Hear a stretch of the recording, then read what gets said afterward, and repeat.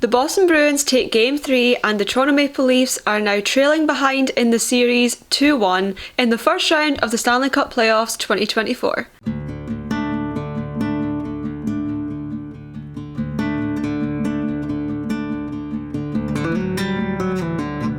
Hello everybody, welcome back to my channel. I'm Victoria and I talk all things Leafs hockey. Today we're talking about Game 3, Leafs versus Bruins. This game felt like it was going at a different pace to me, and for a while I did feel like some tiredness had set in for both the teams because of course Game 3 in such a short space of time, they were one of the first games to be played in the playoffs as well, so the tiredness definitely will set in at some point, but now they've got 2 days off. The next game isn't until Saturday, and so hopefully both teams can rest up in that time. There was still no Nylander last night, and I'm really hoping that he's going to be back for Game 3 because he is much needed. He is leaving a gap in this team and he is definitely needed, and I'm really hoping he's back for Game 3. The Bruins also started Swayman again. They started Ullmark in Game 2 and Swayman played in Game 1. Both incredible goaltenders, but I do think Swayman perhaps has the edge on the Leafs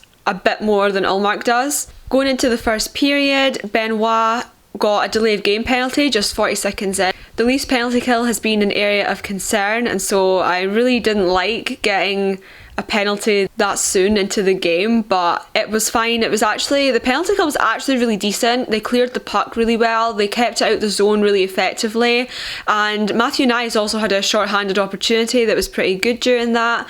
Then soon after, the Leafs went on the power play and they were getting loads of pucks on net. I really liked what they were doing there. Unfortunately, the Leafs power play is, in my opinion, the area that's letting them down the most in playoffs so far. I thought Tavares looked really good. He had 9 regular season power play goals. I think people are very, very critical of Tavares, and I'm not sure that he always deserves it. I said this in my last video, I'm pretty sure, but I don't think Tavares deserves all the stick that he does get. Samsonov did actually keep the minute. He made a great short-handed stop, and so I was hoping that Samsonov was going to have a good game like he did in Game 2. But unfortunately he was not as effective in Game 3 as he was in Game 2, in my opinion. I did see potential in this first power play the Leafs had at the start of the game, and I kind of thought they're looking pretty strong. You know, they didn't score, but they were certainly getting chances. I thought there was potential there,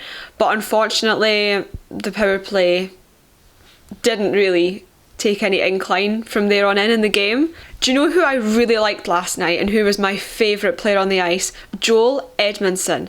I think he was fantastic. He was blocking shots like there was no tomorrow. He was fully in, he was physical, he had a really good pulse on where the puck was, he was just really good. I really liked Joel Edmondson, and he for me was the standout player last night. I thought he was fantastic. I have liked him in this series so far in general, and I really think he's been a massive asset to the Leafs defence, but last night in particular I really enjoyed the way he played. Boston took another penalty with just 10 minutes 52 left in the first period. This one was a bit weaker in my opinion, and some of the passing was not very good. Some of the passes just didn't connect between some of the Leafs players, and I felt like it was all a little bit out of sync. That wasn't great, and I don't think they got a single shot on goal during that power play. There's a running theme with the game last night in that the main reason the Leafs lost is because of their poor power play. Going towards the end of the first period, Tavares did have a really good shot, but it went high. I think maybe Swayman got his stick on it, I'm not entirely sure.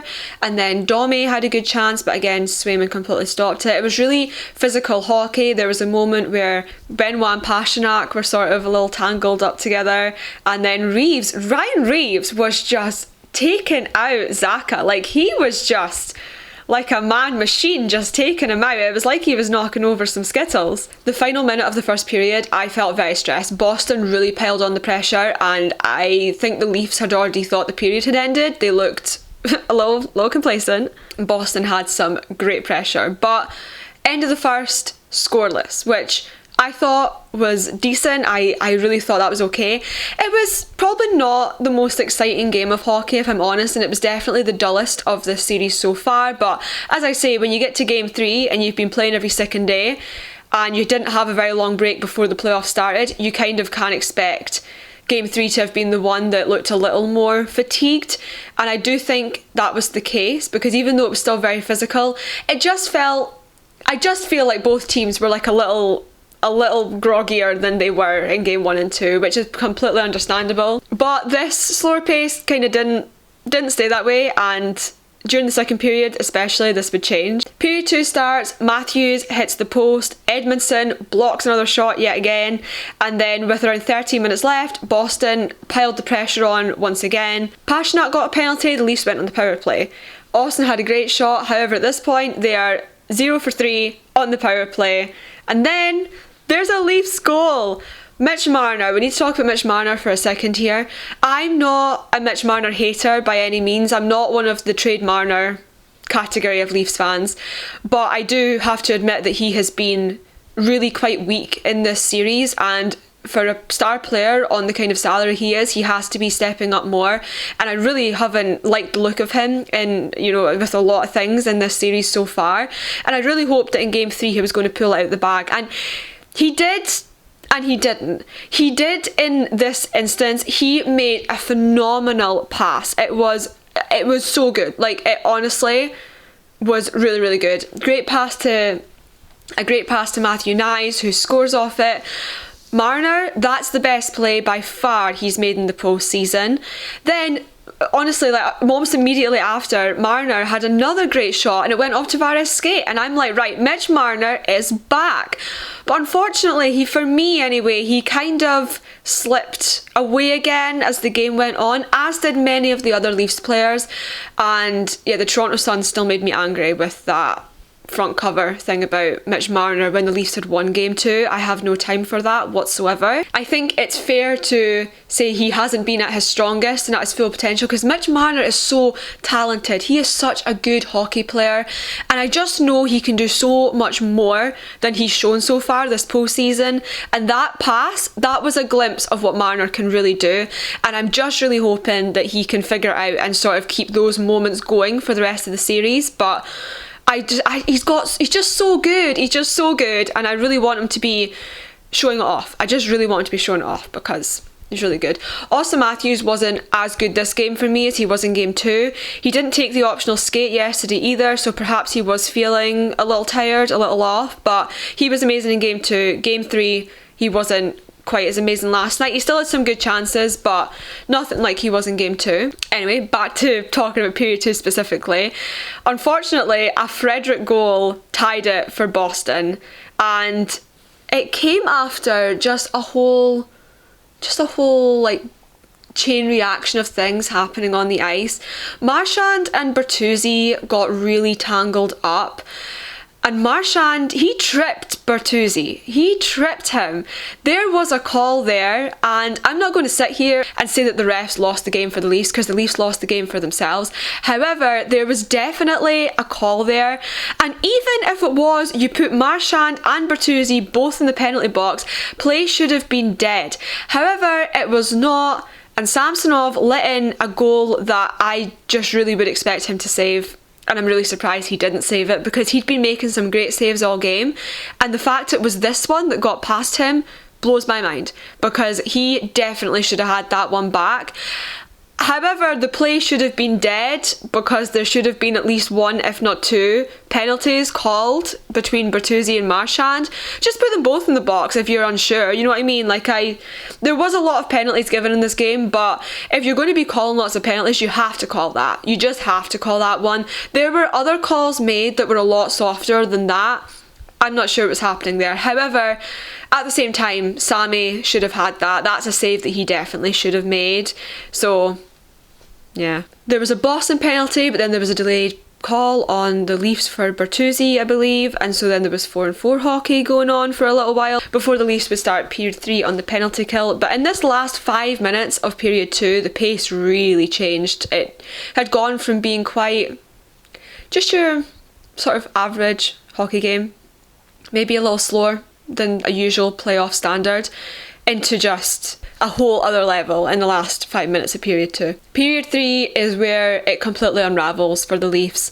Boston start off the period with a power play goal by DeBrusque, And then the Leafs got on the power play and they looked really good. They had lots of shots, lots of great chances. It was actually Bertuzzi who was given the goal to tie the game up again. I thought it was Morgan Rielly, and I was so deadly convinced it was Morgan Rielly, but it wasn't. It was Bertuzzi. And so the game is 2-2 for all of 18 seconds. Because Marchand would score 18 seconds later, which was the worst sequence of events in that entire game for me. It was so frustrating. It was so frustrating. Swayman continued to make some really, really great saves. The Leafs were putting on some good pressure. You could see they were trying to claw one back. And then there was a call on Tavares with 1 minute 4 left in the period, and I just knew that was game over at that point. And then there was an empty net goal from Marchand, and that was the end of the game. And I don't have any more to say on period 3 because the Leafs really let themselves down with the power play. They've had 11 power plays this season, and they have not been extremely effective on it. It's just not good enough. Their special teams are their absolute weakness, and unless they sort it, they're never winning this series, basically. I think they still have the potential to do it. I'm definitely not discounting them by any means because we've seen what they can do. And I think they played really well last night, and it was a frustrating loss. Unlike game 1, where they never had any control over the game, last night they did, and so it's frustrating that they lost it. But they need to sort their special teams, they need to sort their power play. Work on that power play, please. Like, you need to sort that. However, your chance may already have passed you because the next game, you may not get that many power plays. Getting 5 power plays in a playoff game for the Leafs is a miracle. And I believe Steve Dangle said this in his video this morning because I would watch that this morning. And he was talking about how they just need to be getting them on and on and on the power play, which I completely agree. Unless they fix that, it's just not going to happen. But also, as Steve said, they may have already missed their chance because they may not get that many power play opportunities in the next game, and they've already lost it for themselves. I also just wanted to touch on the quote from Keith about Marchand, where he said, "He gets calls, it's unbelievable actually how it goes. You've got to play through that stuff. I don't think there's another player in this series who gets away with taking out Bertuzzi's legs the way that he does. It's an art and he's elite at it." Which I just needed to touch on for a second because I really like Keith. I really do. However, like, that's not art. Like, that was not art. That was bad officiating. It's not art from Marchand. It's bad officiating. And there's no other way to gloss it up. And I'm not going to sit here and say the refs lost that for the Leafs. No, the Leafs lost it for themselves. But both Bruins and Leafs fans should be a little bit angry about the officiating in that game last night because the officiating let both sides down. Both Boston and Toronto were both let down last night by the officiating, in my opinion, and I think both fans, both on both sides, have a reason to be angry about that. I do think they have a real reason to be angry about that. Boston outshot the Leafs 34-40. The Leafs were 0 for 5 on the power play. Meanwhile, Boston, they made use of 2 out of 3 of their power plays. I'm going to stop talking now because even though I probably do have more to say on it, I have an extremely busy day ahead of me at work, and I also want to make sure I can get this video up for you guys today. So overall, Leafs need to improve their special teams. Their power play was just so bad. That needs to be where the focus is for me. And also Samsonov, bit inconsistent. I love Sammy, but some games he's great, sometimes he's not great. It's just very inconsistent. And so those are the main areas that I think are definitely weakest. And the Leafs need to be scoring more. Like, they just need to be scoring way more than what they are. You're never going to win multiple rounds towards a cup if you're not scoring enough, and they're just not. But I'm excited for them to have a 2-day break and come back on Saturday at 8, which is 1 AM, which is just lovely. It's just beautiful. And hopefully they can take game 3. I said at the start of this that I saw this going to game 7, and unfortunately I think I may be right. So those are all my thoughts for today, guys. Comment down below, what did you think of the game last night? How do you think the series is going to wrap up? I want to hear your thoughts. Thank you so much for watching. Make sure to like and subscribe if you haven't already, and I'll be back soon with more Toronto sports chats from across the pond. Bye guys!